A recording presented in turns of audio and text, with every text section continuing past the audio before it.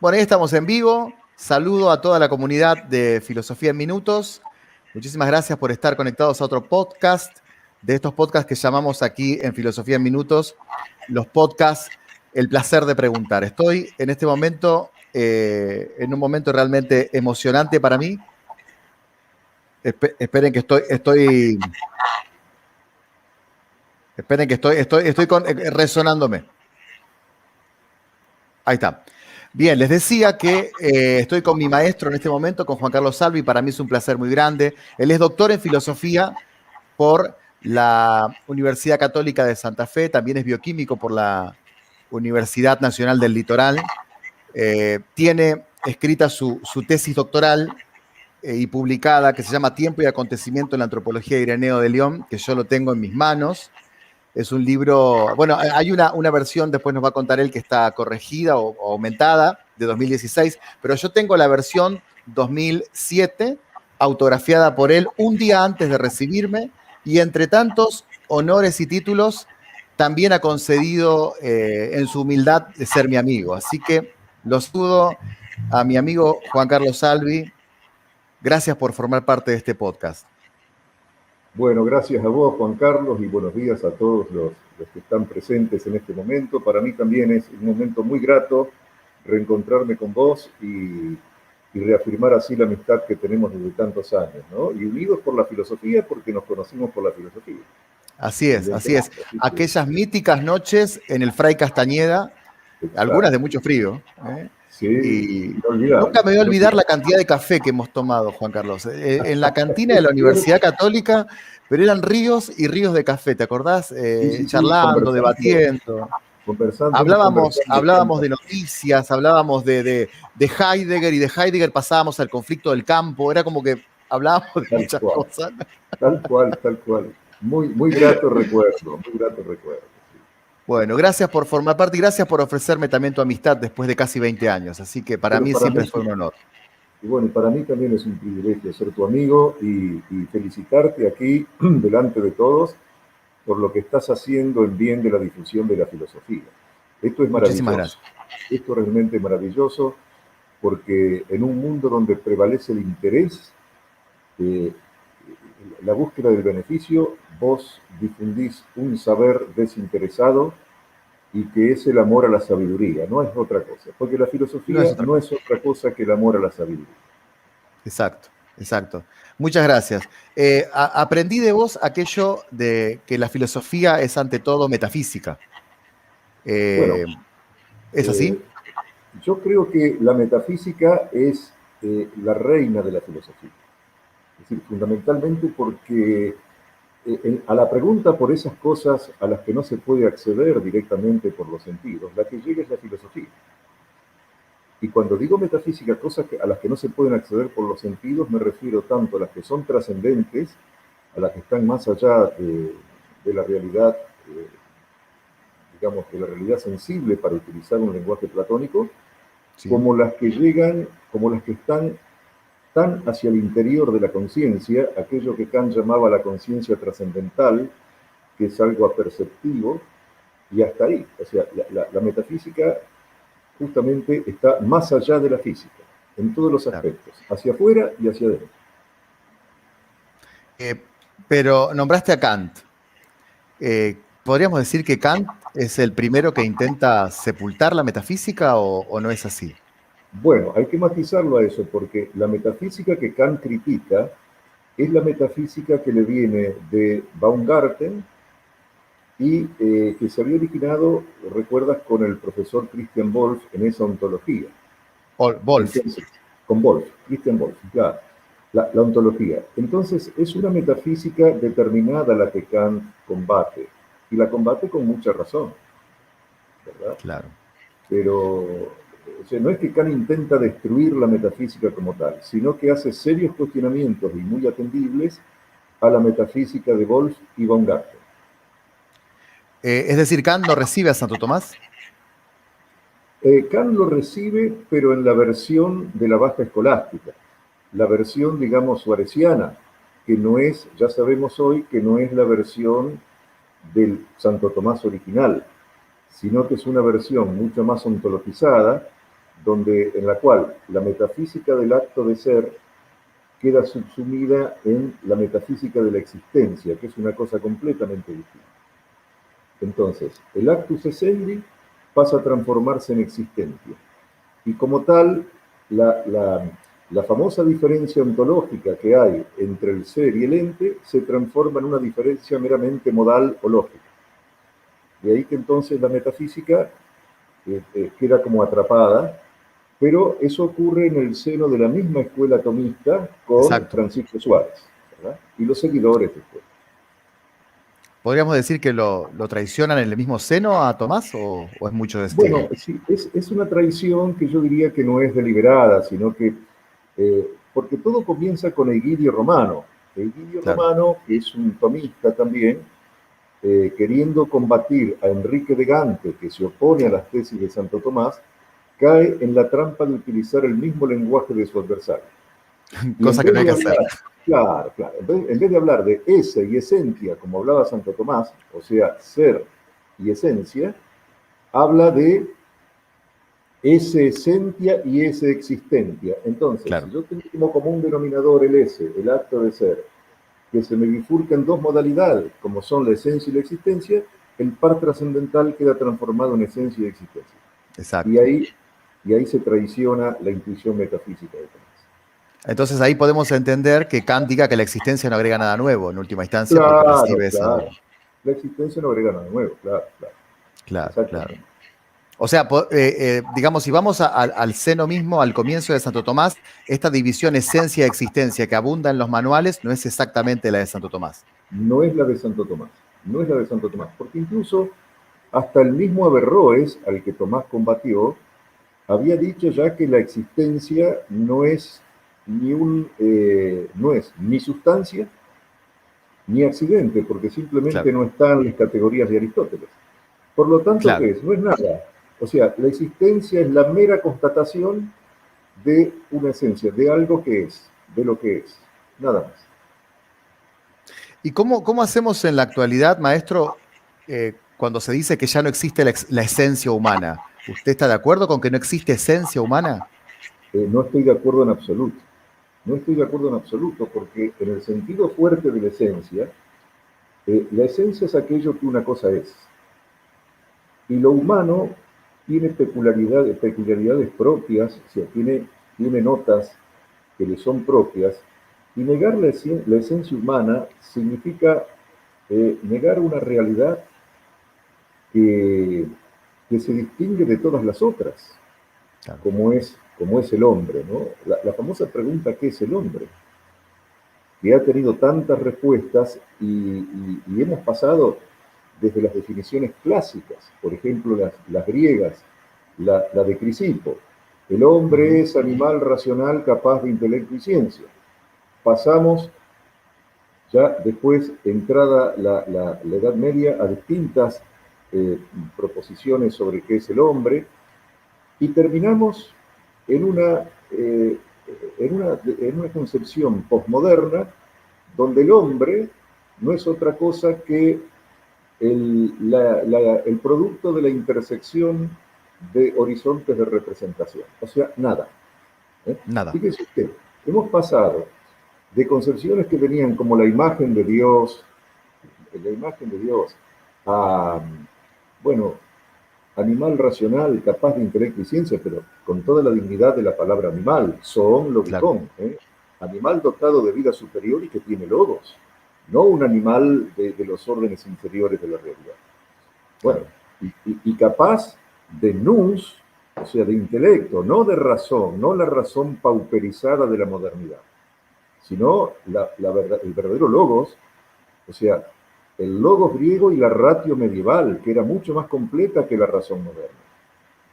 Y ciencia, episteme, es decir, el conocimiento cierto, universal y necesario.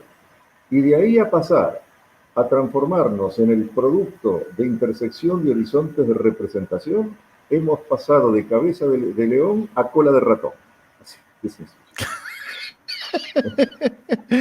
Eh, Me la dejaste picando con lo que dijiste de la razón moderna y sabés que pienso como vos, pero me gustaría que lo expliques con tu erudición.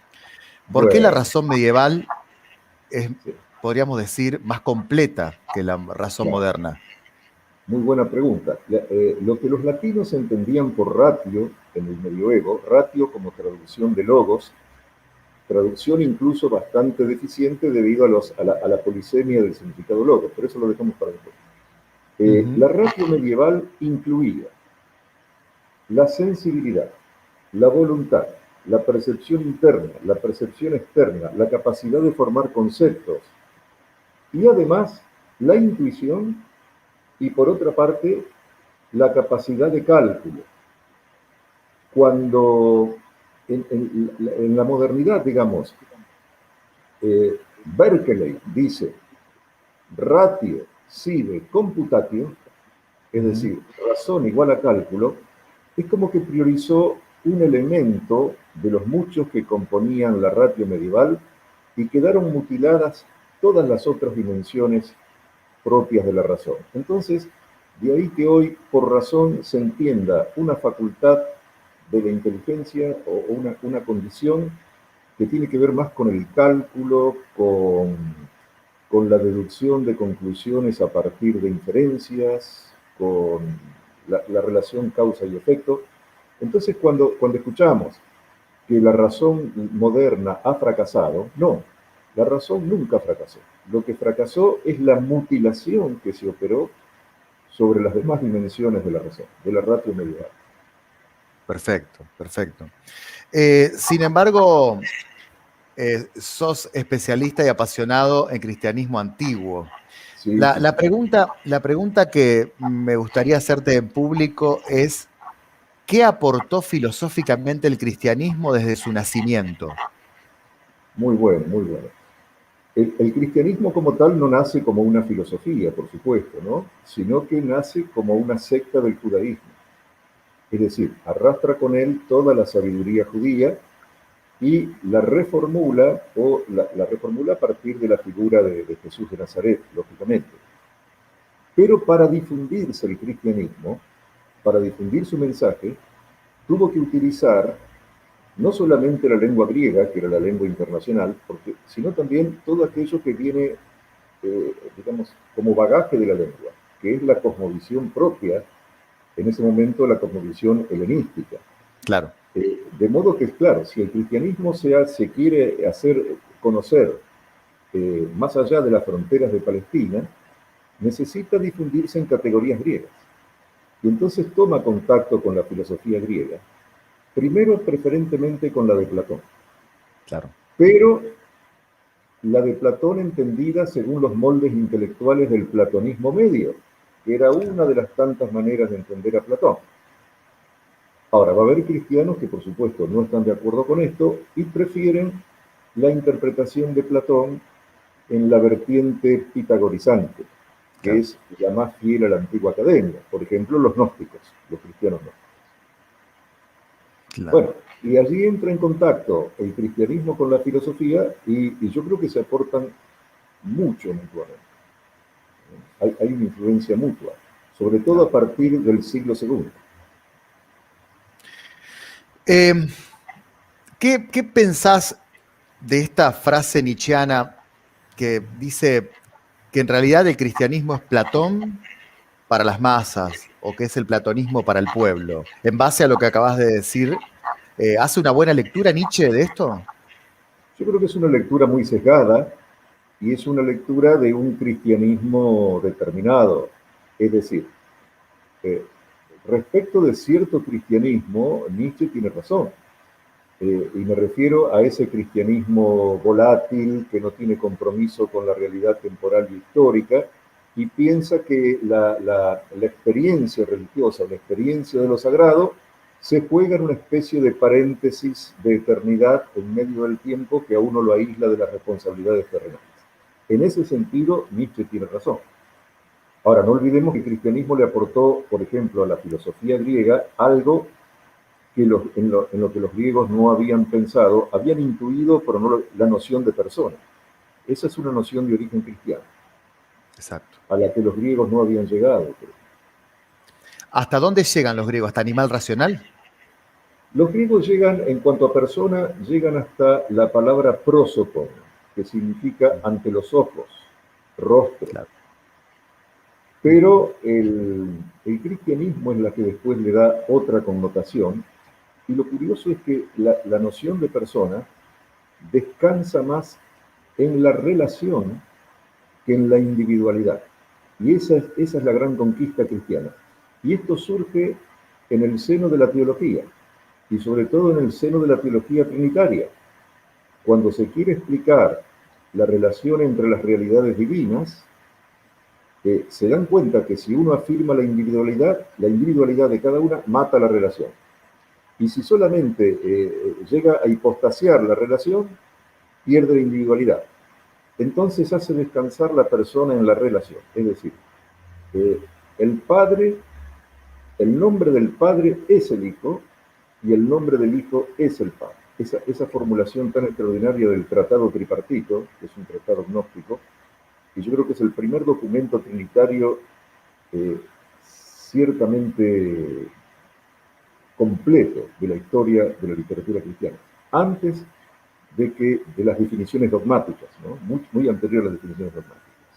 Lo que pasa es que usted sabe que soy de formación protestante, igual que usted, maestro, vos también Sí, sos sí, de sí, formación protestante. yo también, de formación Ambos protestante. tenemos el mismo origen y yo siempre me llevé por delante esa definición de los pastores de mi iglesia, de que la Trinidad no se encuentra prácticamente en la Biblia. ¿Es esto verdadero o podemos ir eh, Bueno, viendo algo?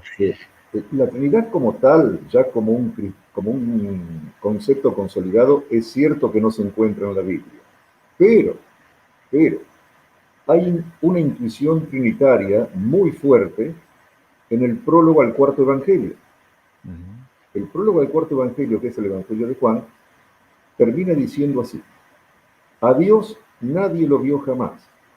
El unigénito Hijo que está en el seno del Padre, Él lo ha dado a conocer. Ahora, ¿qué es esto del seno del Padre? El seno del Padre es una expresión técnica conocida en la época, en el siglo I. No olvidemos que el cuarto evangelio se escribe en torno al año 100. Y mucho antes que el cuarto evangelio, o que el prólogo del cuarto evangelio, existía una obra cristiana considerada apócrifa que se conoce como las Odas de Salomón. Y la Oda 19 dice: el Padre me dio a beber una copa de leche. La copa de leche es el Hijo. El Hijo que está en el seno del Padre, ahí aparece esta expresión por primera vez, El seno. el Hijo que está en el seno del Padre, que es la Madre. Es decir, el seno del Padre es el aspecto femenino de Dios. Y es donde el Padre engendra al Hijo. Y eso es lo que después se transforma en el Espíritu Santo. Exacto. ¿Por qué? Por el carácter irreductiblemente femenino del Espíritu Santo. Que esto es lo que ha perdido de vista también la cristiandad occidental. Que Dios no es masculino. Dios es andrógino. Porque la fecundidad divina radica justamente en la coexistencia de ambos principios, el masculino y el femenino. Podríamos afirmar que Dios es andrógino. Dios es andrógino, exactamente. Porque si no, no se explica la fecundidad. Y el aspecto divino de Dios es el Espíritu. No olvides Juan... perdón, sí. No. Redondea la idea, por favor. Digo esto para redondear. En el Antiguo Testamento, o la Biblia hebrea, el Espíritu de Dios se indicaba con la palabra hebrea ruach, que es una palabra de género femenino, espíritu.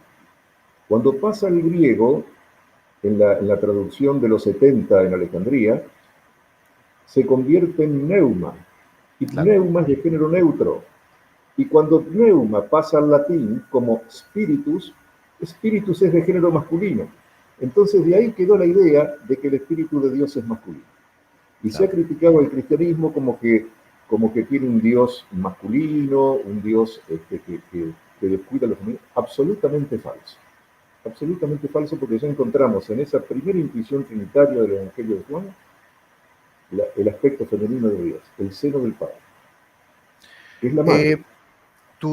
Tu erudición me lleva a hacer más preguntas sobre Cristo, porque los seguidores de Filosofía de Minutos les gusta mucho la teología hay una pregunta que siempre está presente y es, ¿Jesús era una oveja, como dice el protestantismo del siglo XIX, Juan Carlos? ¿Una oveja o un pastor? Un pastor, perdón, perdón, una oveja, perdón. Un pastor, Me confundí, me confundí. Un claro, pastor, un buen pastor un y pastor, manso como oveja, manso como oveja. claro. Bueno, primero hay que decir que el Jesús de la teología, el Jesús de la teología o el Cristo de la fe, como quieran llamarlo, dista mucho de quién fue el Jesús histórico, el Jesús de Nazaret. O sea, una es la persona histórica de Jesús que realmente existió, y otro producto es después el Cristo al que la teología le añadió infinidad de atributos a lo largo de los siglos y llegó a caracterizarlo con, bueno, una de las caracterizaciones es esa, el pastor manso que lleva la oveja, es una de las tantas eh, caracterizaciones del Jesús teológico, ¿no? Del Jesús de la teología, en base a aquello que él dice, yo soy el buen pastor da su vida por las ovejas. Bueno, es una representación que incluso en la iconografía cristiana antigua está muy difundida. Ahora, de ahí a, a decir, bueno, hay que entender aparte lo que entendemos, hay que precisar lo que entendemos por un buen pastor. Si es una persona inocua, ¿cómo decir?, inofensiva, pero no Ujú. olvidemos que los pastores también luchaban contra los lobos para cuidar Claro, el rebaño. Y ese es un aspecto que no se puede descuidar cuando uno habla de Jesús como el pastor. claro. Incluso muchas veces se dice que Jesús predicaba el dar la otra mejilla, pero cuando lo ofetea Herodes, Jesús le pide explicaciones. Le pide explicaciones, claro, le pide explicaciones, exactamente. Sí, sí, sí, sí.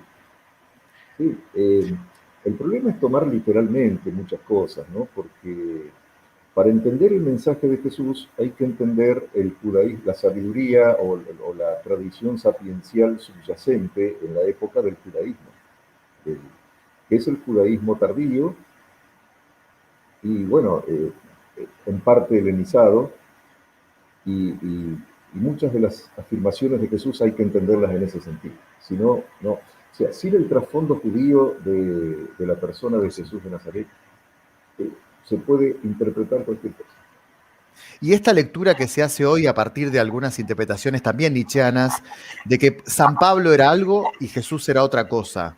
Eh, ¿Usted cree que es así o no? No. Sí, no, sin duda, sin duda, sin duda. Es decir, el cristianismo tal como lo conocemos, porque incluso los evangelios, vamos a los evangelios, todos los evangelios están impregnados de la teología paulina. Es decir, porque Pablo escribió mucho antes que los evangelios. No olvidemos Claro. que Pablo escribe hacia el año 51 el primer documento cristiano, cronológicamente hablando, del Nuevo Testamento, que es la primera carta a los tesalonicenses. Y Claro. el Evangelio de Marcos, que es el primero de los cuatro evangelios, el de Marcos, fue escrito hacia el año 70. Es decir, que ya Marcos escribe impregnado de la mentalidad paulina. Claro. Mateo, que escribe después, intenta reescribir a Marcos. Y Lucas intenta reescribir a Mateo. Sabemos que Juan va aparte, ¿no? Porque Juan Juan va aparte. va aparte, sí, sí, sí. Pero bueno, y lógicamente que la influencia de Pablo ha sido tremenda en en la redacción de los evangelios. Sí. Claro.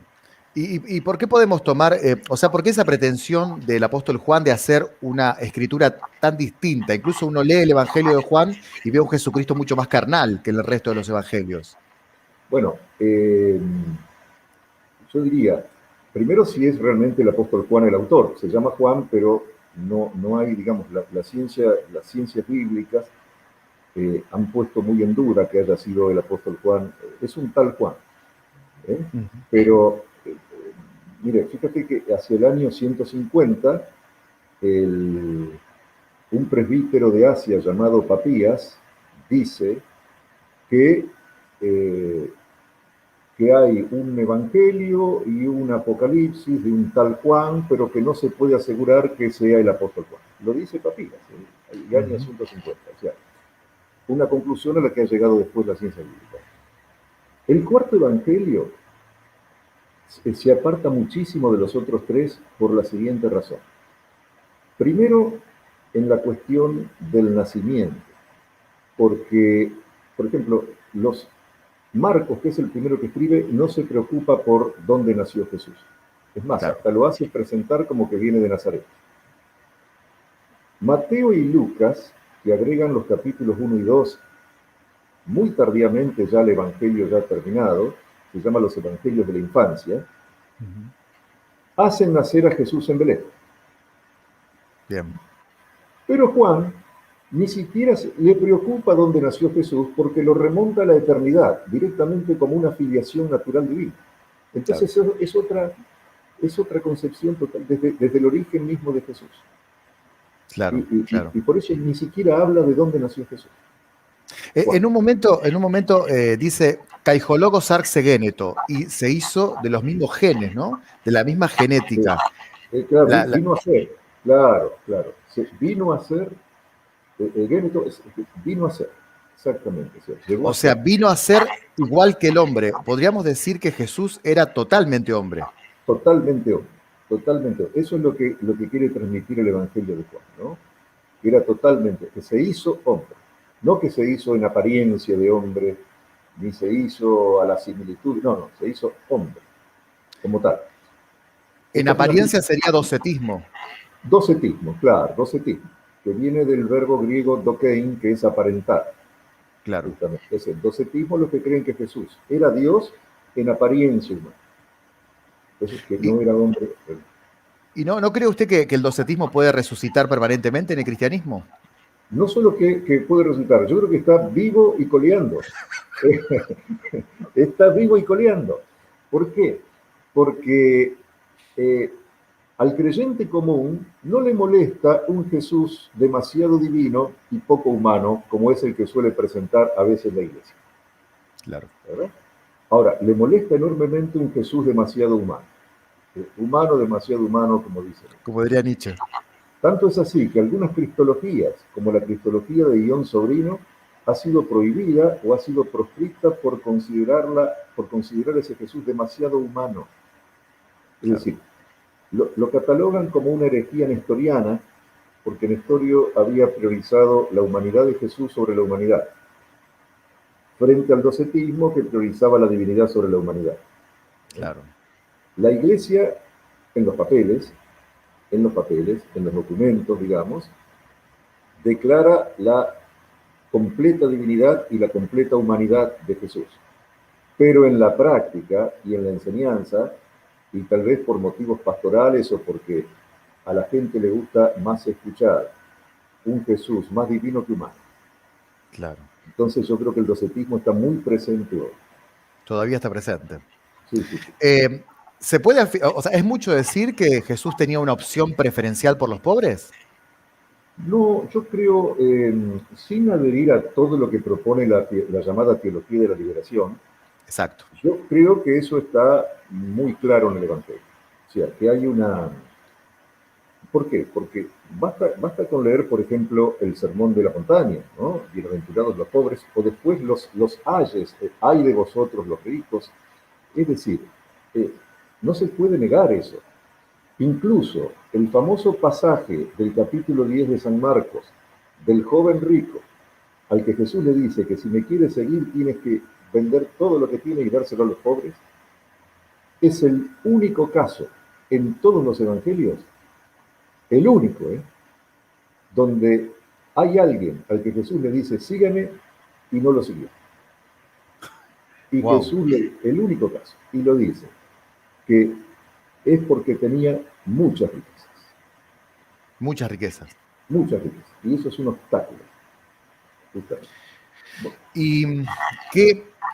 Porque es como que es un tema muy interesante porque siempre se trata de espiritualizar la cosa, porque después de haber recibido tus clases en 2004, yo siempre debatí esto de la opción preferencial, ¿no? Por los pobres que Claro. Jesús tiene.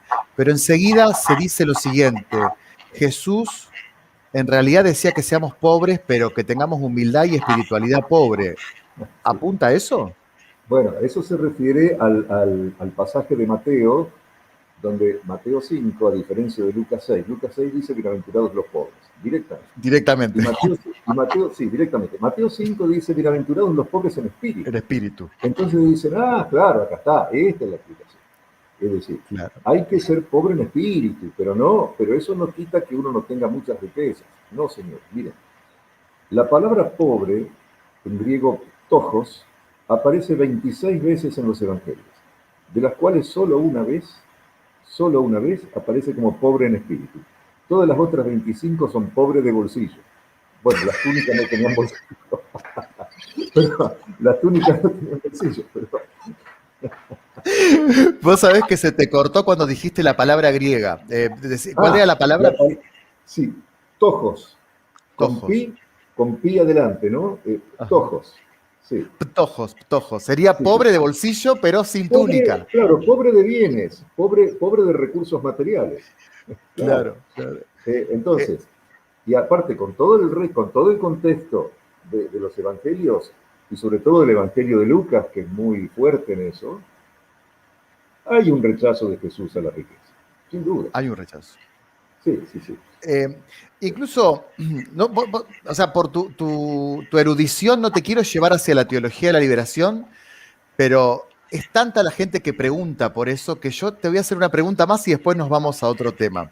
¿Cómo no?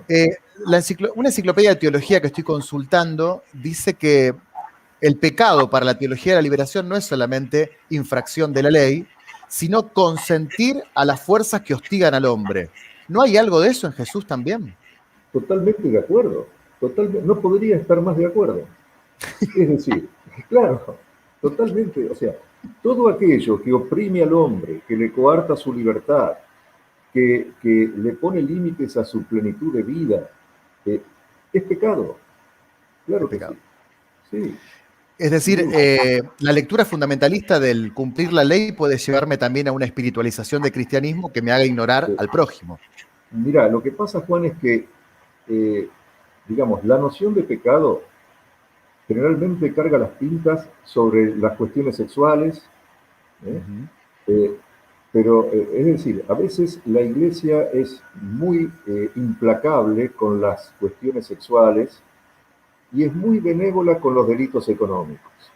Es decir, claro, claro, es decir, con cosas como la usura o la explotación de un obrero o eh, digamos, el subsumir al hombre prácticamente a una bestia de carga en el trabajo, bueno, el subempleo, eh, no siempre lo cuestiona. Es cierto que hay, por supuesto, sacerdotes dignísimos Obvio. que han dedicado su vida a cuestionar esto, pero, digamos, en el imaginario popular, rara vez los delitos económicos tienen tanta condena como los delitos sexuales. Claro, claro, claro.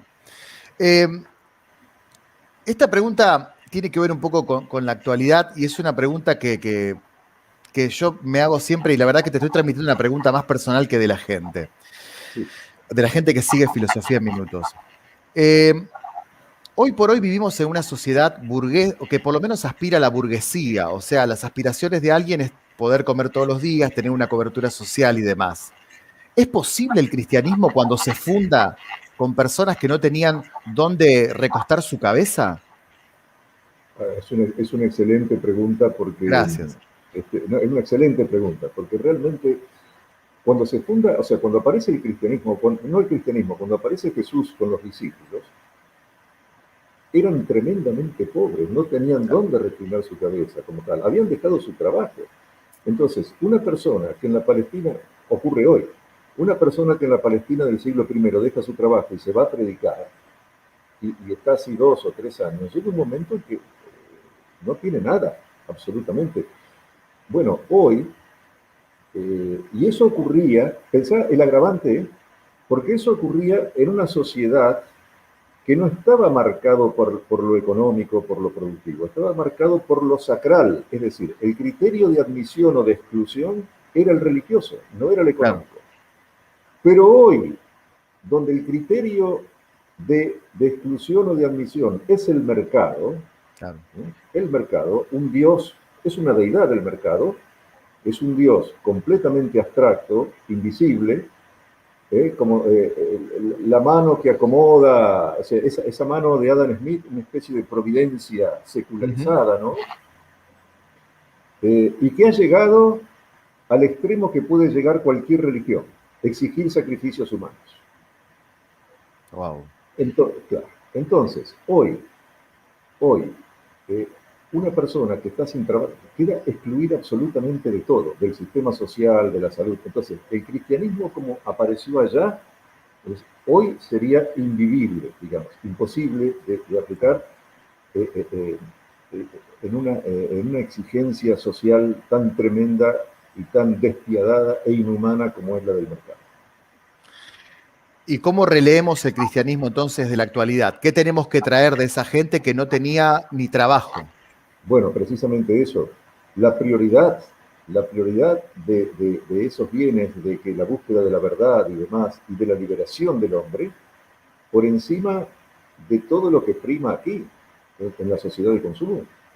Entonces, el tema es, el desafío del cristiano hoy es reactualizar aquel momento prototípico, originario, y hacer lo posible hoy, pero lógicamente cambiando las mentalidades, porque si no Claro, si no es imposible. claro, claro, claro. En algún momento hablamos de las bienaventuranzas y me acuerdo que en un café de los tantos que tomamos en la Universidad Católica hablábamos del eudaimon de Aristóteles.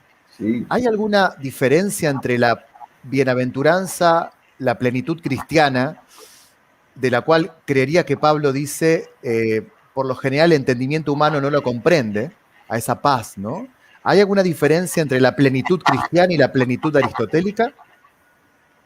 sí, la diferencia es esta. La plenitud cristiana tiene que ver con Dios, o sea, tiene que ver, digamos, con la unión del hombre con Dios, que el hombre encuentra su realización en Dios. Y la aristotélica, la eudaimonía aristotélica, mal traducida como felicidad, Claro, mal traducida como felicidad, en realidad tiene que ver con la unión del hombre con el cosmos. En este sentido, el pensamiento griego es de naturaleza cosmológica, o sea, la referencia última es el cosmos, no es la política, no es la ética, es el cosmos. El daimon era esa entidad intermedia que en tiempos del mito estaba entre los dioses y el hombre, y es el que unía al hombre con los dioses. En la filosofía, ya un poco con la desacralización del mito, pero sin haberlo excluido del todo, la referencia es el cosmos. Entonces, el buen daimon, eudaimonía, el prefijo eu significa bueno, significa ujú, tener un buen daimon. Y tener un buen daimon implica eh, tener el daimon que realmente me integre a la totalidad armónica de lo real que es el cosmos. maravilloso, Eso, ahí, maravilloso. y eso es la realización de la. Es el filósofo, qué Sí, bárbaro. sí, tal cual, tal cual. Porque ese es el mismo daimon del cual habla Sócrates en su juicio, ¿o no?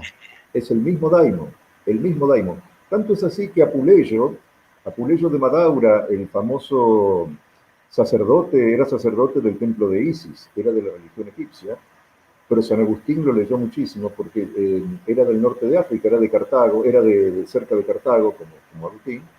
Escribió un libro llamado el Daimon de Sócrates, o de Deo Ujú. Socrates. Y ahí explica muy bien que, o sea, que Sócrates tenía este buen daimon que realmente daba cuenta de esa plenitud de sabiduría que tenía Sócrates, ¿no? Que estaba muy Claro. por encima de los demás en su tiempo, por supuesto. Quiero irme de esa extraordinaria definición que diste de Aristóteles, que cuando vos me la enseñaste yo no hice más que expandirla por las redes, pero quiero escucharla de vos mismo, porque hay una pregunta que sale siempre y es que siempre se dice que para ser felices, como Aristóteles dice, tenemos que tener una vida virtuosa, como si fuera una clave para ser feliz. ¿Hay una relación causa-efecto entre vida virtuosa y felicidad o es más complejo? Bueno, no, yo creo que van de la mano ambas, van de la mano ambas, ¿no? Porque la vida virtuosa, o más que virtuosa, yo diría la vida según la arete, la arete, palabra griega que no significa virtud, sino que significa capacidad para, pero Claro, siempre orientada hacia lo bueno. Entonces, que en esa constante orientación del ser hacia el bien, lógicamente ahí uno va colaborando con la tarea del daimon, digamos, que me integra con el bien en sí mismo, que es el cosmos. claro, Entonces, por eso claro. son inseparables. Sí. Son inseparables. Incluso hay alguna mención en la ética al padre de Héctor, que a lo sumo puede aspirar a una vida virtuosa, pero no a un buen daimon, Y no, por la claro, situación trágica que vive, ¿no? exactamente, exactamente. Sí, Exacto. tal cual.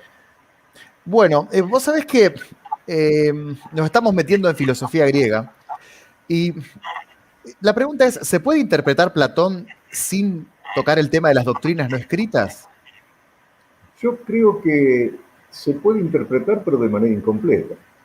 Bien. Es decir, hoy, claro, para una correcta interpretación de Platón, a esto lo ha demostrado en el siglo XX la escuela platónica de Tübingen, en Alemania, Ujú. que se necesitan tanto las doctrinas no escritas, o sea, la dimensión de la oralidad dialéctica, junto a lo escrito, para comprender el pensamiento genuino, auténtico de Platón. Con los solos diálogos no podemos entender todo el pensamiento de Platón. Claro, claro, claro.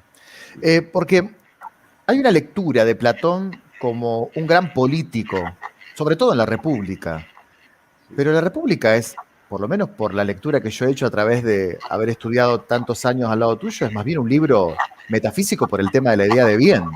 Tal cual, tal ¿Es cual. así o Y no?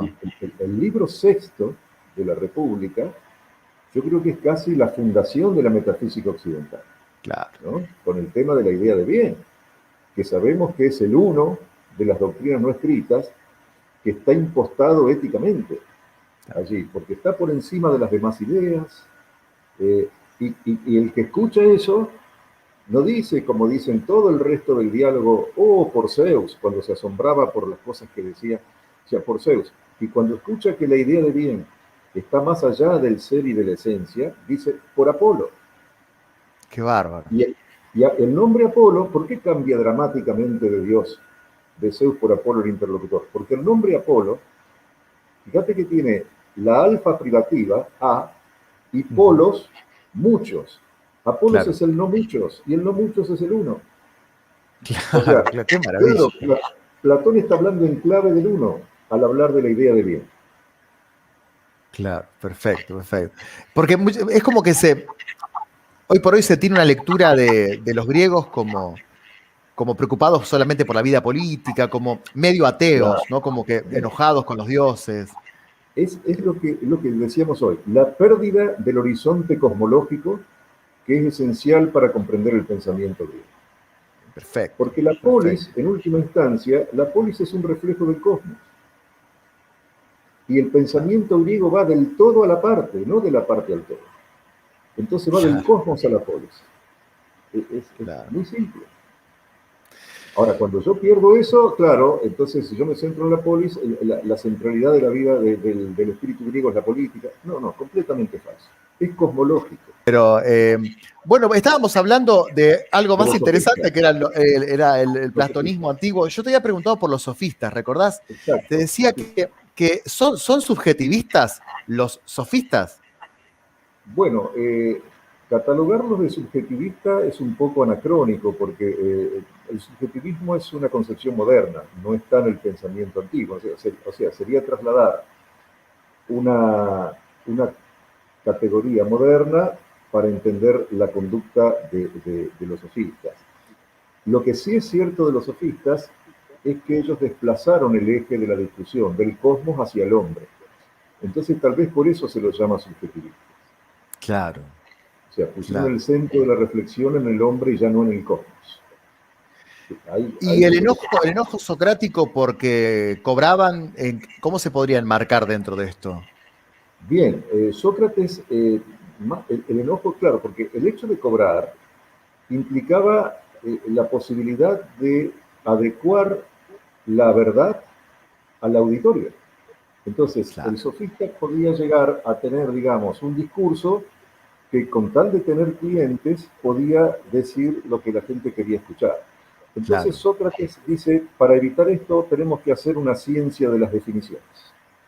perfecto. Porque con la ciencia de las definiciones, ahí ya entonces el sofista no se puede mover del significado de una palabra. Pero Platón dice, bueno, pero no podemos hacer una ciencia de las definiciones a partir de las cosas que cambian, porque no puede haber un conocimiento cierto y fijo de las cosas que cambian. Por lo tanto, una ciencia de las definiciones tiene que basarse en seres inmutables, y ahí aparecen las ideas Perfecto, como la perfecto, base de una ciencia de las definiciones. perfecto. Bueno, vamos a ir ingresando a las últimas preguntas porque quiero ya dejarte descansar. Sé que tenés que dar clases después, Juan Carlos. Eh, a mí, en lo personal, me gustaría, eh, sé que sos experto también en medicina antigua. Estamos en tiempos pandémicos. ¿Qué tiene para decirnos la medicina antigua en estos tiempos? Bien, sobre todo la filosofía antigua. Eh, Cuando en el banquete de Platón, recuerdas el famoso sexto discurso, el discurso de Sócrates Diotima, ¿no? Ujú. Donde Sócrates habla y dice que conoció una mujer en tiempos pretéritos que lo inició en el conocimiento del amor, en el conocimiento de Eros, y entre las virtudes que se cuentan de Diotima, una sacerdotisa, una pitonisa, eh, aquella mujer atrasó la plaga de Atenas durante 10 años. Interesante, Claro, ¿no? qué Con interesante. sacrificios atrasó la plaga. Es decir, la medicina antigua tiene mucho que decir sobre las plagas. Ya el discurso de Pericles, cuando fue la peste de Atenas, ahí revela que lo trae Tucídides, ¿no? Eh, Ahí revela precisamente cómo una peste, una plaga, saca lo peor del ser humano, saca lo Claro, peor de nosotros. Y eso ha sido así siempre. Es decir, es como que la plaga desnuda lo peor de la naturaleza humana. Y esto se ve claro. muy bien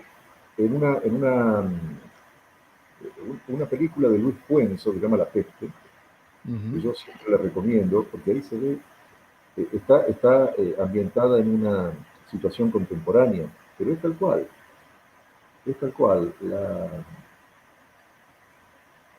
digamos, la De- conducta humana se vuelve egoísta, sí, sí.